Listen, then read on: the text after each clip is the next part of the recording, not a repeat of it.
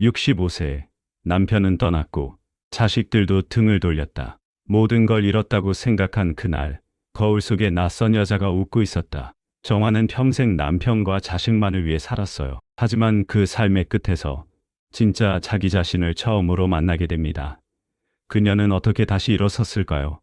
그리고 어떻게 노후 건강을 되찾았을까요? 지금 정화의 이야기를 들어보세요. 당신의 인생도 바뀔 수 있어요. 당신하고는 이제 가치관이 안 맞아. 그 애는 날 이해해주고 내 말에 귀 기울여주고 나를 남자로 봐주더라고. 30년이나 같이 살았지만 당신은 날 그냥 남편으로만 봤잖아.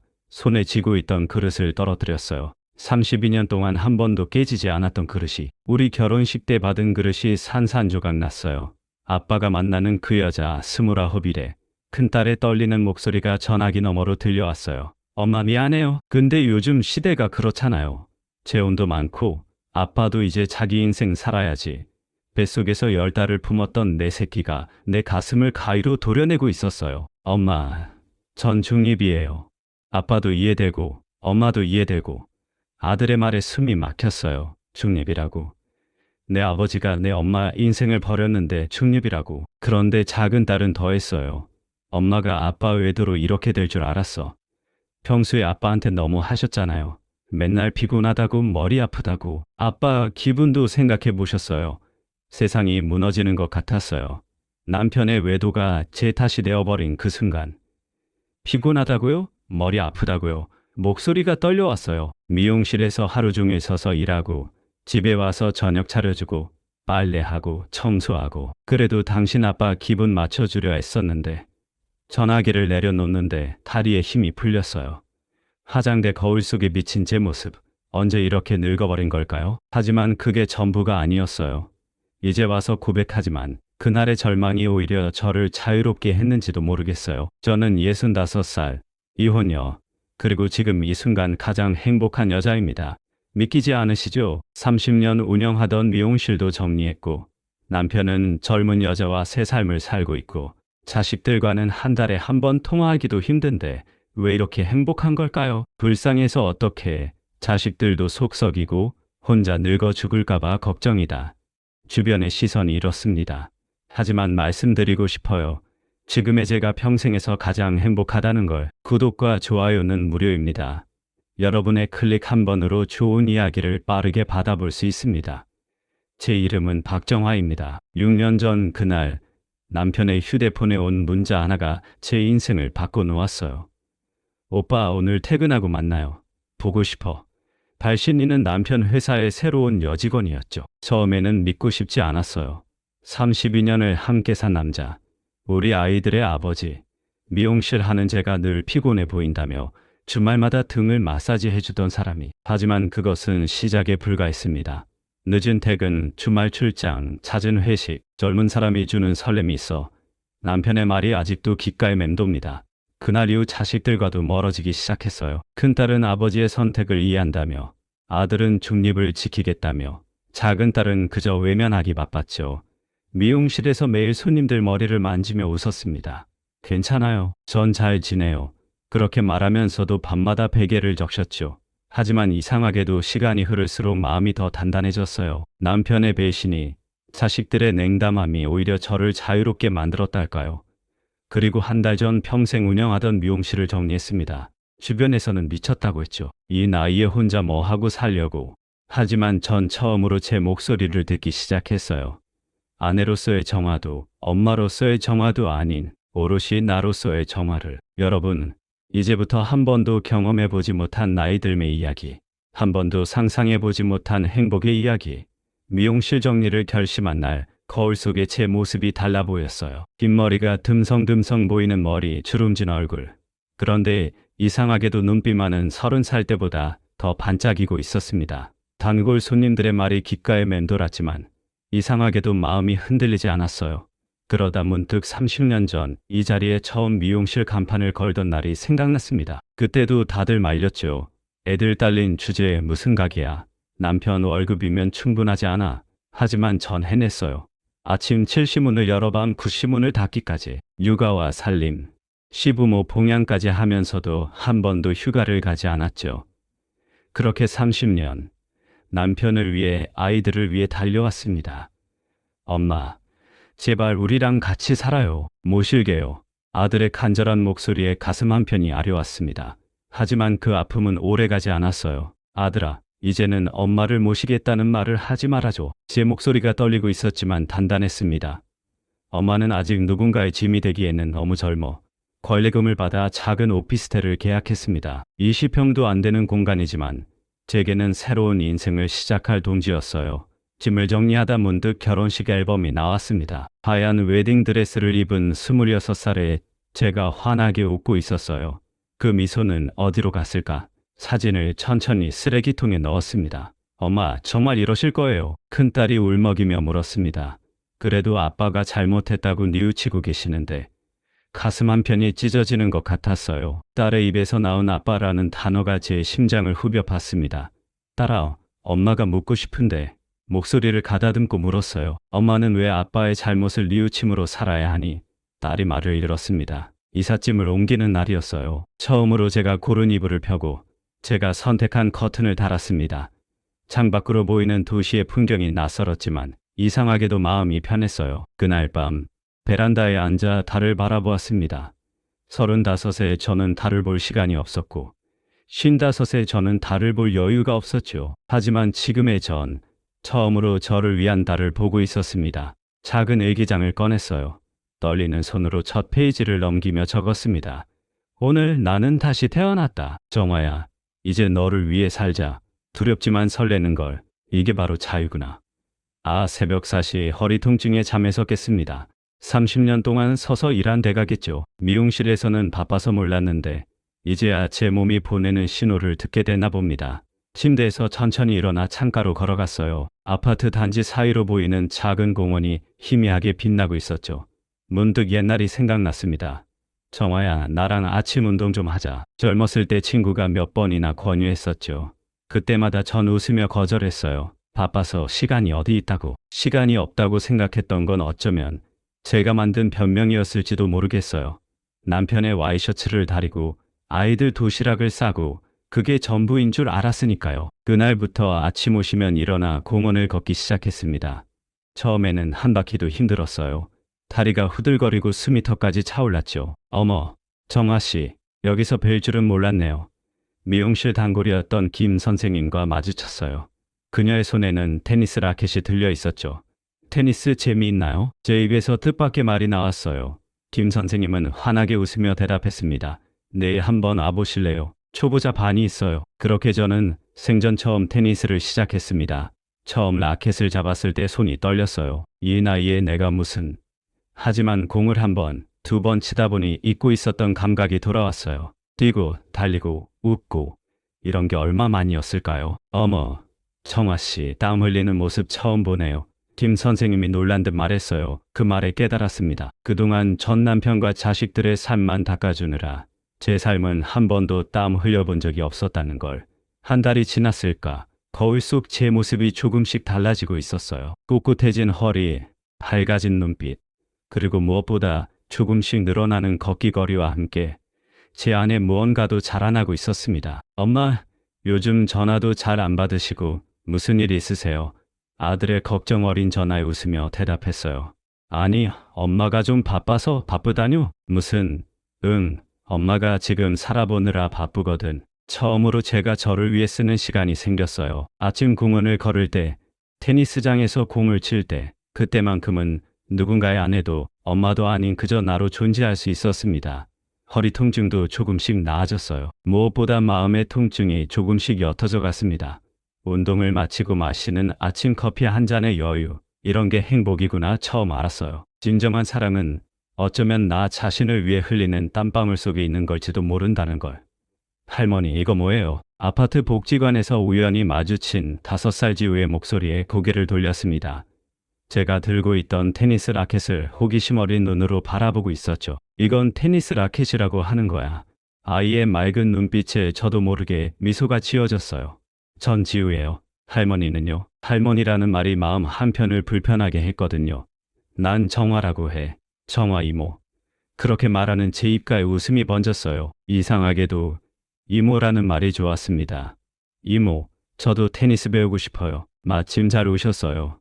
복지관 선생님이 반갑게 달려왔습니다. 저희가 방과 후 교실 자원봉사자를 찾고 있었거든요. 처음에는 고개를 저었어요. 이제 막 내 삶을 찾아가는 중인데. 하지만 지우의 맑은 눈빛이 자꾸 떠올랐습니다. 결국 방과 후 교실 자원봉사를 시작했어요. 아이들과 책을 읽고 그림을 그리고 미용실에서 똑같은 머리만 자르던 손으로 이제는 아이들의 상상력을 자르고 붙이는 미술 시간을 보내게 됐죠. 정화 이모, 오늘은 무슨 책 읽어주실 거예요? 매주 수요일이면 아이들의 반짝이는 눈빛을 마주하게 됩니다. 그 눈빛들이 제 인생의 새로운 빛이 되어 주었어요. 어머, 정화 씨, 이런 데서 봉사를 하시다니. 어느 날 옛 단골 손님을 마주쳤습니다. 그분의 목소리에는 연민이 섞여 있었어요. 불쌍한 할머니가 시간을 때우나 하는 시선이었겠죠. 하지만 전 당당하게 말했습니다. 네, 전 이제 아이들에게 배우는 중이에요. 실제로 그랬어요. 아이들은 제게 많은 것을 가르쳐 줬습니다. 순수한 웃음을 잃어선 안 된다는 것, 호기심을 가져야 삶이 빛난다는 것, 그리고 무엇보다 나이는 그저 숫자일 뿐이라는 것. 정화 씨, 우리 교사 모임에도 한번 나오실래요? 복지관 선생님의 제안에 처음엔 망설였어요. 하지만 이제는 알았습니다. 더 이상 숨지 않아도 된다는 것을. 교사 모임에서 만난 분들은 저와 비슷한 이야기를 가진 분들이었어요. 이혼, 사별, 은퇴 각자의 아픔을 안고 있었지만 그 아픔을 희망으로 바꾸어낸 분들이었죠. 정화 씨는 어떻게 그렇게 변하실 수 있었어요? 어느 날 한 선생님이 물었습니다. 잠시 생각에 잠겼어요. 아마도 제가 변한 게 아닐 거예요. 원래의 제 모습을 찾아가는 중인 것 같아요. 누군가의 아내도 엄마도 아닌 그저 정화로서의 삶을 살아가는 중이죠. 그리고 덧붙였습니다. 그리고 이제 알았어요. 진정한 관계란 서로를 의지하는 게 아니라 함께 성장하는 거라는 걸. 아이들이 그리고 여러분이 가르쳐 주셨어요. 복지관을 나서는 길 하늘을 올려다봤습니다. 이제는 알 것 같아요. 외로움을 이기는 방법은 결국 스스로 빛나는 별이 되는 거였다는 걸. 할래요. 이 나이에 복지관 게시판 앞에서 한참을 망설였습니다. 시니어 발레 수업, 우아한 움직임의 시작. 가슴 한편이 간질거렸어요. 문득 40년 전 일이 떠올랐습니다. 20살 미용 학원을 다니던 시절, 학원 앞 발레 학원을 지날 때마다 몰래 들여다보던 창문. 분홍색 타이츠를 입은 무용수들의 우아한 동작이 그렇게 부러웠는데 그때 배웠더라면 좋았을 텐데 늘 그렇게 중얼거리곤 했죠. 하지만 그땐 그랬어요. 돈이 없어서, 시간이 없어서. 그리고 결혼하고 나서는 이제 너무 늦어서. 이제는 65살. 40년 전보다 더 늦어버린 나이. 하지만 이상하게도 발걸음이 게시판 앞을 떠나지 못했어요. 어머, 정화 씨도 관심 있으세요? 복지관에서 만난 김 선생님이었어요. 저도 지난달부터 시작했어요. 같이 해요. 처음 발레복을 입었을 때의 떨림은 잊을 수가 없어요. 거울 속의 제 모습이 낯설고도 새로웠습니다. 긴 머리에 분홍색 타이츠라니 웃음이 나오려다가 눈물이 났어요. 자, 오늘은 기본 포지션부터 시작할게요. 발레 선생님의 목소리가 부드러웠어요. 나이는 숫자일 뿐이에요. 우리 몸이 기억하고 있답니다. 처음엔 모든 게 어색했어요. 무릎은 뻣뻣하고 허리는 굳어있고, 하지만 음악이 흐르고 몸이 조금씩 움직이기 시작하면서 마음속 딱딱하게 굳어있던 무언가가 녹아내리는 걸 느꼈습니다. 어머, 정화 씨 표정이 달라졌어요. 거울 속 제 얼굴에는 소녀 같은 미소가 있었어요. 그동안 잃어버렸던 미소. 40년 전 발레 학원 창문 너머로 동경하던 그 표정이었습니다. 영상통화로 발레복 차림을 보여주자 딸의 눈이 둥그레졌어요. 이제 시작이야. 다음 달에 있을 작은 공연도 준비 중이고 죄송해요. 딸의 목소리가 떨렸어요. 이렇게 행복해 하시는 엄마 처음 봐요. 발레를 시작하고 석 달. 이제는 아침 테니스가 끝나면 복지관으로 달려가 스트레칭을 합니다. 점심시간에는 아이들과 책을 읽고 오후에는 발레 연습을 해요. 정화 씨, 이제 진짜 예술가 같아요. 동료들의 칭찬에 가슴이 부풀어 올랐어요. 맞아요. 전 이제 예술가가 됐나 봐요. 내 인생이라는 캔버스 위에 새로운 색을 칠해가는 예술가. 오늘도 발레 연습이 끝나고 거울을 바라봅니다. 주름진 얼굴, 흰 머리카락. 하지만 그 속에서 반짝이는 영혼은 20살 때보다 더 아름다워졌다는 걸 알아요. 늦었다고 생각했던 순간이 가장 빨랐던 걸까요? 발레 신발끈을 매면서 중얼거렸어요. 내일은 어떤 동작을 배울지 가슴이 설렙니다. 엄마, 아버지가 다시 돌아오고 싶다고 하세요. 발레 연습을 마치고 나온 어느 날 아들의 전화였어요. 잠시 숨이 멎는 것 같았습니다. 6년 만에 듣는 그 사람의 소식. 엄마, 아버지가 많이 후회하신대요. 제 마음도 떨렸습니다. 하지만 그건 두려움이 아닌 다른 감정이었어요. 아들아, 깊은 숨을 들이마시고 말했습니다. 엄마는 이제 나를 사랑하는 법을 배웠어. 아들의 놀란 목소리가 들렸어요. 그동안 엄마는 누군가를 사랑하는 법만 알았지, 나를 사랑하는 법은 몰랐던 것 같아. 아빠를 사랑한다고 생각했던 것도 어쩌면 그저 습관이었는지도 몰라. 발레 슈즈를 가방에 넣으며 이야기를 이어갔어요. 아들아, 너희가 어릴 때 엄마가 늘 하던 말 기억나니? 엄마는 너희가 있어서 행복해. 그때 엄마는 진심이었지만 동시에 거짓말을 하고 있었어. 왜냐하면 나 자신은 전혀 행복하지 않았거든. 복지관 앞 벤치에 앉았어요. 봄바람이 불어오는 걸 느끼며 말을 이었습니다. 부모가 자식 곁에서 늙어가는 게 사랑이 아닐 수 있다는 걸. 오히려 서로의 삶을 존중하며 적당한 거리를 두는 게 진정한 사랑일 수도 있어. 엄마, 너희들 이제 엄마 걱정하지 마. 엄마는 요즘 정말 행복해. 아침에는 테니스 치고 점심에는 아이들과 책 읽고 오후에는 발레도 배우고 이렇게 내 삶을 살다 보니 너희를 더 깊이 사랑할 수 있게 됐어. 벚꽃이 날리는 하늘을 올려다보며 미소 지었어요. 그리고 아빠한테 전해줘. 이제는 괜찮다고. 우리 모두 각자의 길을 찾아가면 되는 거라고. 전화를 끊고 한참을 벤치에 앉아 있었어요. 문득 복지관 창문에 비친 제 모습이 보였습니다. 발레복 차림에 제가 이상하게도 당당해 보였어요. 그날 저녁 일기장을 펼쳤습니다. 오늘은 깨달았다. 사랑한다는 건 집착이 아니라는 걸. 자식을 사랑한다는 건 그들의 삶에서 조연이 되어주는 것. 그리고 부모를 사랑한다는 건 우리가 각자의 삶을 살아갈 때 더욱 빛나는 것이란 걸. 딸에게 문자를 보냈어요. 이번 주 토요일에 발레 공연이 있어. 보고 싶으면 와도 되고 안 와도 돼. 엄마는 이제 너희의 선택을 존중하는 법을 배웠거든. 그리고 마지막으로 덧붙였습니다. 하지만 온다면 엄마의 새로운 모습을 보게 될 거야. 그게 너희에게도 힘이 됐으면 좋겠어. 발레 연습을 마치고 나온 어느 날 오랜 친구의 전화에 그만 그 자리에 주저앉고 말았어요. 영숙이는 제 미용실 단골이었던 친구였어요. 30년 동안 한 달에 한 번 늘 같은 시간에 찾아왔었죠. 정아야, 너는 참 프로. 하고 싶은 일 하면서 사는 거. 그때마다 전 웃으며 말했어요. 무슨 소리야. 너야말로 남편 공무원에 자식들 다 잘 되고. 하지만 영숙이의 눈빛이 왜 그렇게 공허했는지 이제야 알 것 같아요. 남편과 아이들을 위해 살았던 시간. 정작 영숙이의 모습은 찾기 힘들었어요. 어머니는 늘 가족을 위해 사셨습니다. 아들의 추모사가 이어졌어요. 그 말이 왜 이렇게 가슴 아프게 들리던지. 장례식을 마치고 집으로 돌아오는 길, 복지관 앞을 지나다 발걸음을 멈췄어요. 요양원 버스가 도착하고 있었거든요. 허리 굽은 어르신들이 한 분 한 분 내리시는 모습. 그분들의 눈빛에서 영숙이를 보는 것 같았어요. 하고 싶은 게 있어도 못하고 꿈꾸고 싶어도 꿈꾸지 못한 채 그저 자식들 뒷바라지로 평생을 보낸 그날 밤 발레 선생님께 전화를 걸었어요. 선생님, 우리 요양원에서 공연하면 어떨까요? 떨리는 목소리로 제안했습니다. 네, 요양원이요. 네. 우리처럼 늦게라도 시작할 수 있다는 걸 보여드리고 싶어요. 그렇게 시작된 요양원 순회 공연. 처음에는 작은 시도였어요. 하지만 공연을 볼 때마다 반짝이던 어르신들의 눈빛. 그 속에서 저는 희망을 보았습니다. 나도 저렇게 할 수 있을까? 한 할머니의 중얼거림이 들려왔어요. 할 수 있어요. 우리 다 함께 해보실래요? 그날부터 요양원에서 간단한 발레 동작을 가르치기 시작했어요. 휠체어에 앉아서도 할 수 있는 손 동작부터 일어설 수 있는 분들은 천천히 일어나서 작은 움직임이었지만 그분들의 표정이 달라지기 시작했어요. 정아 씨, 내가 이런 날도 보네. 평생 처음으로 발레 동작을 해보신 팔순 할머니의 눈시울이 붉어졌어요. 살아있다는 건 끝없이 새로운 시작을 할 수 있다는 거야. 이제 나는 알아. 진정한 나로 사는 것이 다른 사람에게도 힘이 될 수 있다는 걸. 오늘도 난 발레 슈즈를 신으며 생각해.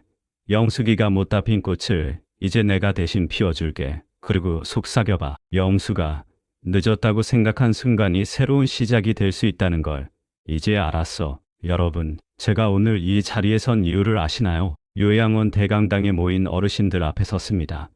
발레복을 입은 제 모습이 낯설지만 이상하게도 떨리지 않았어요. 30년 운영하던 미용실은 정리했고 남편은 떠났고 자식들과는 멀어졌죠. 청중석에서 작은 한숨 소리가 들려왔어요. 아마도 비슷한 아픔을 가진 분들이 계셨나 봅니다. 하지만 지금의 전, 그 어느 때보다 행복해요. 매일 아침 테니스를 치고 아이들에게 책을 읽어주고 이렇게 발레도 하고 있죠.